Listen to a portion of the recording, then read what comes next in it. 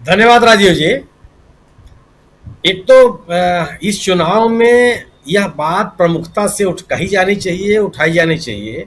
जो भारतीय जनता पार्टी जो नैरेटिव बनाने का प्रयास कर रही है कि कांग्रेस को लोगों ने खारिज कर दिया। यह जो नैरेटिव बनाने का प्रयास किया जा रहा है कि भारतीय जनता पार्टी को लोगों ने स्वीकार कर लिया।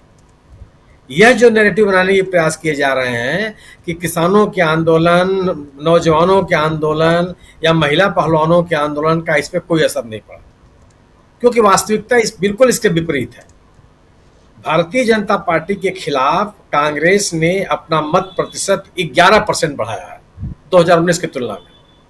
अगर किसी राजनीतिक दल का मत प्रतिशत 11% बढ़ेगा तो लोगों को नहीं समझ में आएगा कि आंधी चल रही है कि क्या चल रहा है। ये क्यों खारिज करने की कोशिश की जा रही है? जिस सरकार के अधिकांश मंत्री चुनाव हार गए हो, उसके बाद भी वो सरकार कहेगी कि नहीं, हमको जन समर्थन मिला हुआ है। 22 में से 5 जिले ऐसे हैं जहां भारतीय जनता पार्टी का खाता नहीं खुला है। एक सीट नहीं जीत पाई है भारतीय जनता पार्टी। उसके बाद ही भारतीय जनता पार्टी कहे कि नहीं, जनादेश उसके पक्ष में गया है। कांग्रेस ने एक राजनीतिक दल के रूप में जन समर्थन हासिल करने के लिए जो प्रयास कर सकती थी उसने किया। ठीक है, कई चीजें होती हैं जो चुनाव प्रबंधन के नाते नुकसान उठाना पड़ता है, और नुकसान हुआ हो। लेकिन भारतीय जनता पार्टी ने जिस तरीके से जो अनैतिक रास्ते अपनाए, प्राक्षिक उम्मीदवार खड़ा करना कौन राजनीतिक नैतिकता है? जी। निर्दलीय उम्मीदवारों को सहायता पहुंचाना, उनको संसाधन उपलब्ध कराना कौन सी नैतिकता है? अपने से विरोधी दल के उम्मीदवारों को जो विद्रोही हैं उनके साथ खड़े हो जाना कौन सी नैतिकता है? और इसके बाद भी आप कहेंगे कि आपको जन समर्थन मिला। तो इस चुनाव का, हरियाणा चुनाव की जो बात है, हरियाणा चुनाव की यह बात बड़ी प्रमुखता से कही जानी चाहिए। जो बात यह नैरेटिव बनाने का प्रयास बीजेपी कर रही है कि कांग्रेस को लोगों ने स्वीकार नहीं किया, या लोकसभा के चुनाव में जो जन समर्थन मिला था वो एक्सीडेंटल था। वास्तव में भारतीय जनता पार्टी ही वहां के लोगों के समर्थन में जुटी हुई है, ऐसा नहीं है। वहां के लोगों ने सरकार को बदलने का प्रयास किया, सरकार को बदलने के वोट दिए। भारतीय जनता पार्टी ने उसको इन प्रकार अपने पक्ष में बनाए रखा। इस चुनाव से कांग्रेस को सीख जरूर लेनी चाहिए, लेकिन ऐसा नहीं है कि लोगों ने उसको खारिज कर दिया। जी। इन तथ्यों का ढंग से लोगों के बीच में जानकारी जानी चाहिए। चुनाव को लेकर के निर्वाचन आयोग की जो शिकायतें हैं, उन शिकायतों को, वो शिकायतें वाजिब हैं, तर्कसंगत हैं, तथ्यपरक हैं। इस पर मैं कोई टिप्पणी नहीं करना चाहता, लेकिन मैं यह जरूर कहना चाहता हूं कि अगर चुनाव की प्रक्रिया को लेकर के लोगों के मन में संदेह है, एक आदमी के मन में भी संदेह है, तो उस संदेह को दूर करने की जिम्मेदारी निर्वाचन आयोग की है। अगर लोगों के नाम मतदाता सूची में नहीं है तो क्यों नहीं है, इसकी जिम्मेदारी निर्वाचन आयोग की है।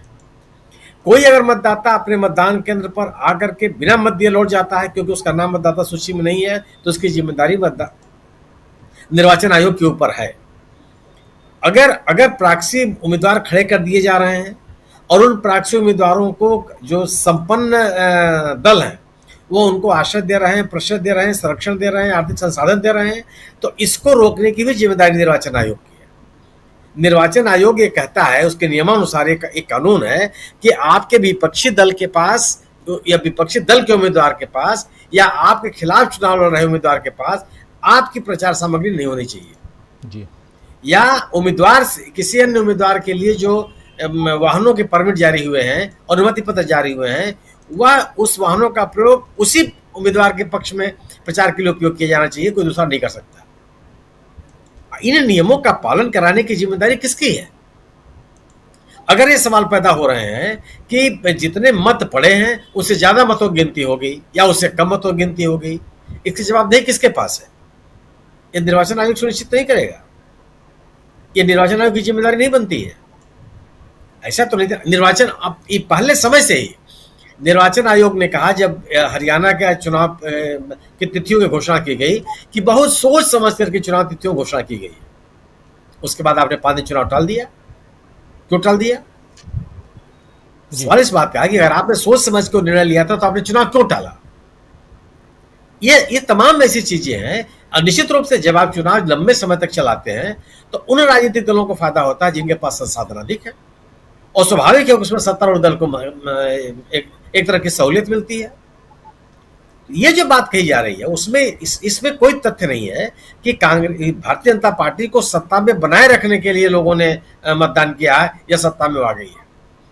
कांग्रेस और बीजेपी के बीच में केवल 1 लाख वोटों का अंतर है। 17 उम्मीदवार है। अगर कांग्रेस में केवल और केवल अपने विद्रोही उम्मीदवारों को ठीक कर लिया होता तो आगे और स्थिति बेहतर हो जाती। ये अलग का सवाल है। सवाल ये जरूर है कि लेकिन ये नहीं है कि वहां के लोग, वहां के किसान और भारतीय जनता पार्टी के पक्ष में खड़े हो गए। अगर 5 जिलों में आपका खाता भी नहीं खुलता तो कौन मतदाता है? वो तो वही मतदाता है ना जो सरकार के खिलाफ आंदोलन कर रहे थे। वही लोग है ना जो सरकार से संतुष्ट है। यह दूसरी चीज है कि जो यह बात कही जा रही है कि इस चुनाव के हारने के बाद, इस चुनाव में कांग्रेस के पराजय के बाद या वह सरकार न बना लेने के कारण इंडिया दल समूह में बेचैनी है। किस बात की?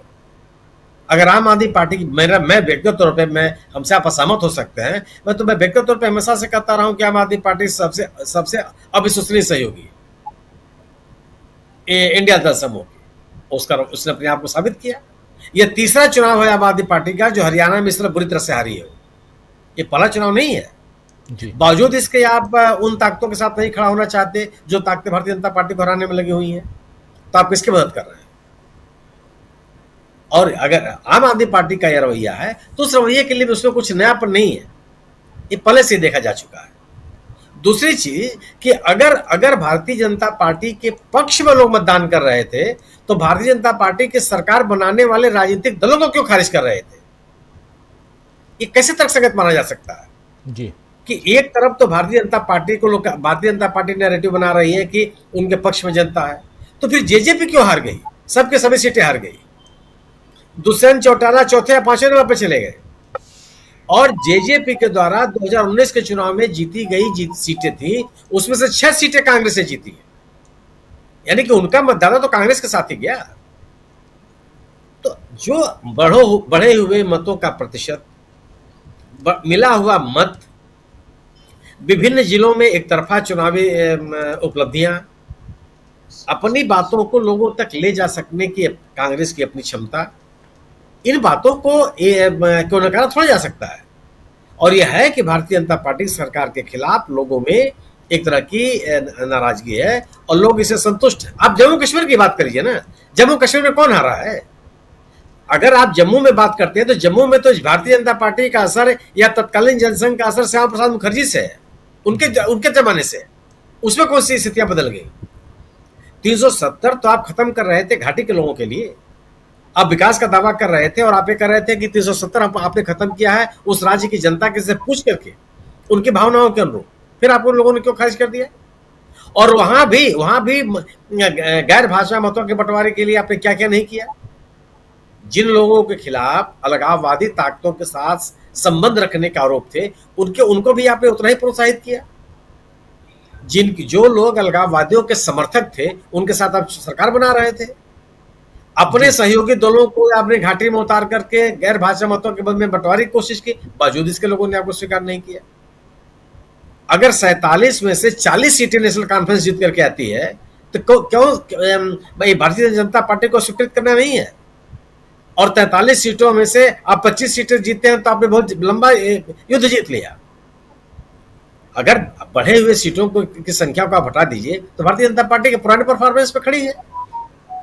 तो ये जो नैरेटिव बनाने का प्रयास किया जा रहा है वो नैरेटिव कहीं से भी तथ्यपरक नहीं है। इसको काउंटर किया जाना आवश्यक है। निश्चित रूप से भारतीय जनता कांग्रेस को भी सीख लेनी पड़ेगी उन कारणों से जिसके कारण से वो मध्य प्रदेश हार गई, छत्तीसगढ़ हार गई या सत्ता में नहीं आ पाई। हारने से बजाय आप ये कह सकते हैं कि सत्ता में नहीं आ पाई। उन कारणों का खुद अपनी पार्टी के अंदर तलाशना पड़ेगा, क्योंकि जनता इनके साथ खड़ी है। लोग चाहते हैं कि भारतीय जनता पार्टी को सत्ता से बाहर किया जाए। मेरा अपना मानना है निश्चित रूप से कि कांग्रेस के कार्यकर्ताओं में बिल्कुल हताशा आई होगी, लेकिन इसका असर महाराष्ट्र के चुनाव में पड़ेगा इसको मैं स्वीकार नहीं करता। क्योंकि महाराष्ट्र के चुनाव में एनसीपी और शिवसेना, उद्धव ठाकरे, ये दो ऐसे दल हैं इंडिया दल समूह में जो भारतीय जनता पार्टी के साथ मजबूती से लड़ते हुए हमेशा से दिखे हैं। और भारतीय जनता पार्टी के जितने तरह के उपाय हो सकते हैं या तिकड़म हो सकती है, उसका बकायदे बखूबी उसका जवाब देने के लिए तैयार है। मैं चुनावी सुधारों या चुनाव के से संबंधित समस्याओं को उठाने के दौरान इस बात का ध्यान रखा जाना चाहिए कि जो जनमत मिला है कांग्रेस को, जो जनादेश मिला है कांग्रेस को, जो समर्थन मिला है कांग्रेस को, वो नजरअंदाज नहीं होना चाहिए। लोगों ने कांग्रेस को दिया है, जब कोट दिया है। और 2019 की तुलना, भारतीय जनता पार्टी 2014 की तुलना में 12% उसको वोट गिर गए हैं। उसके बाद आप कहेंगे कि मेरे पास जन समर्थन है।